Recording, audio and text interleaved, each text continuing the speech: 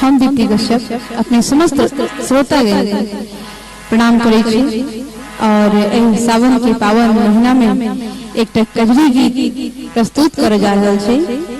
एहि गीत के रचना केने छथि कवि मायानंद मिश्र जी। बहुत सुंदर रचना है और सुनाबी सुंदर सन कजरी पारंपरिक गीत।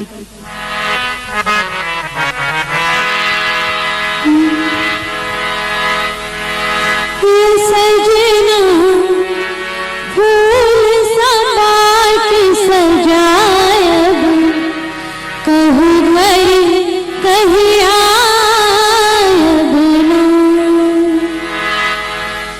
ये सजना फूल सा बाट सजायब, कहूँ घर कहीं आयब ना। ये सजना फूल सा बाट सजायब, कहूँ घर कहीं आयब ना। ये कहूँ घर कहीं आयब ना। ये कहूँ घर कहीं आयब ना।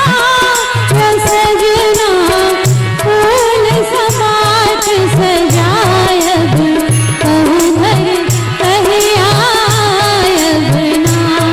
ये सजना फूल सा बाट सजायब, कहूँ घर कहीं आयब ना।